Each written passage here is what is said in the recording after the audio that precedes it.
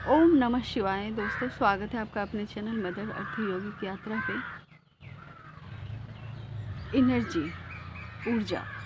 ऊर्जा सिर्फ ऊर्जा होती है।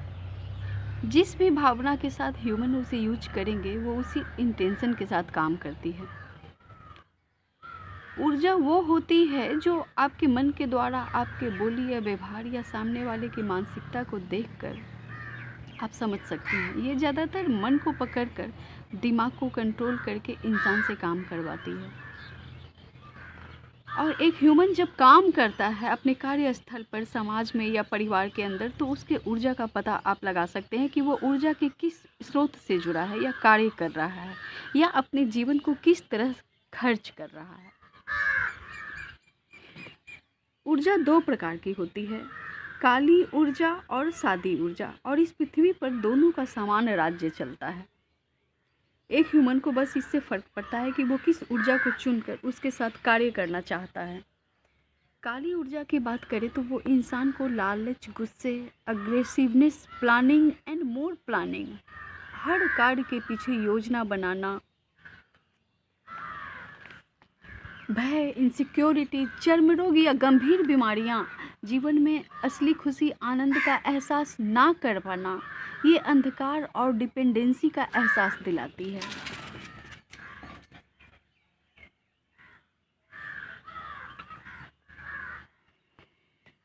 कि आसपास हमेशा मेरे साथ भीड़ इकट्ठी रहे, सब मुझे हर काम के लिए शाबाशी दें और हमेशा किसी के सहारे की ज़रूरत की फीलिंग्स से ऑपरेट करवाती है। और उसी सहारे की ऊर्जा से इंसान अपने आप को संतुष्ट होने के झूठे एहसास में अपना जीवन काली ऊर्जा के हाथों में सौंप कर उसी का काम करते रहते हैं और उन्हें एहसास तक नहीं होने देती ये काली ऊर्जा। समझ पा रहे हैं ना काली ऊर्जा कि क्या क्या सिम्टम्स होते हैं। दूसरी है सादी ऊर्जा, जिन्हें सफ़ेद रोशनी या ईश्वर की ऊर्जा या दिव्य ऊर्जा कहते हैं हम लोग। ये ऊर्जा को पहचानने के लिए ज़्यादा अपने दिमाग में जद्दोजहद नहीं करनी पड़ती। किसी इंसान के सादगी, सौम्यता, सहजता, ईमानदारी, शांत और तेजोमय व्यक्तित्व से इसका पता लगाया जा सकता है। ये ऊर्जा ईश्वरत्व की ऊर्जा होती है। ये ऊर्जा जिन्होंने भी अपनी लाइफ में इनवाइट किया है, अपने आचरण के द्वारा जो सहजता, प्रेम और देने की प्रकृति से संतुष्ट रहते हैं,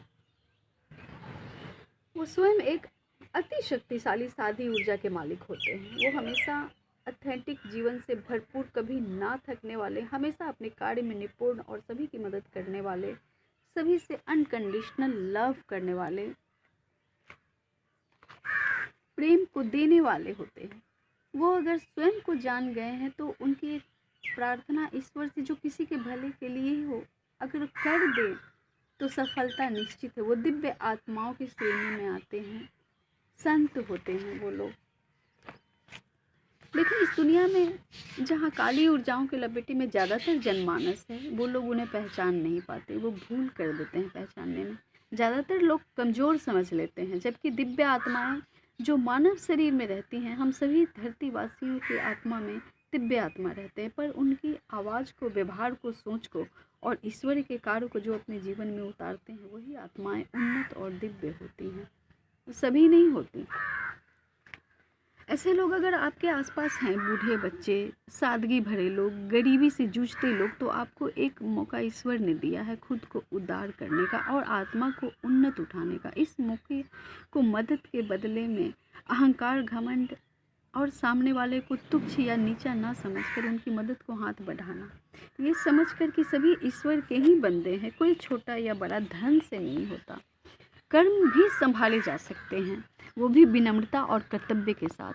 तो ऐसी आत्मा भी दिव्यता को प्राप्त होते हैं। एक प्राणी दूसरे प्राणी की मदद से परिवार और समाज को मजबूती दे सकता है, दिला सकता है, सहारा देकर उठा सकता है। और यही आपके पूजा पाठ या भगवान की बड़ी बड़ी पूजा, ये सभी तीर्थ स्थल घूमने का मतलब भी यही है।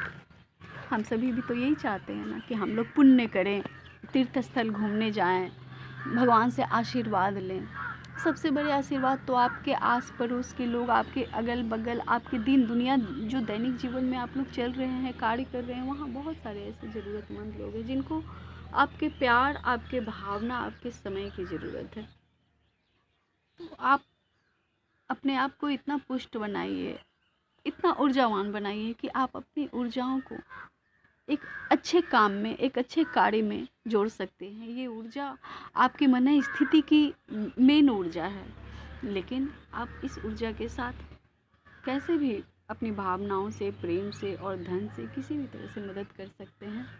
और ईश्वर की असल पूजा, असली पूजा, ईश्वर प्रसन्न तभी होते हैं जब आपकी भावनाएं शुद्ध हो, आपकी भावनाएं अच्छी हो और सद्कार्य में लगा हो। जो ईश्वर, जो परम पिता हैं, सबके पिता हैं, और वो अपने सभी बंदों को खुश देखना चाहते हैं। और वो उन बंदों को जिनको वो धन से निपुण करते हैं, धन से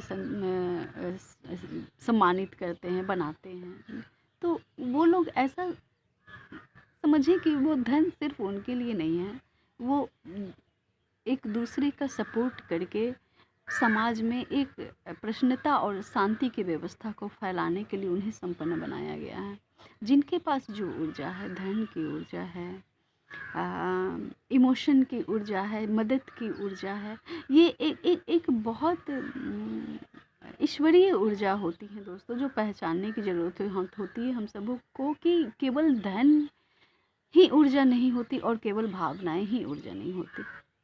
भावनाएं गलत भी होती है, सही भी होती है, लेकिन सादी ऊर्जा वो होती है जो किसी का भला कर सके, किसी की मदद कर सके, सत्कार्य कर सके, धरती को स्वच्छ और सुंदर रहने में उनका सहयोग हो।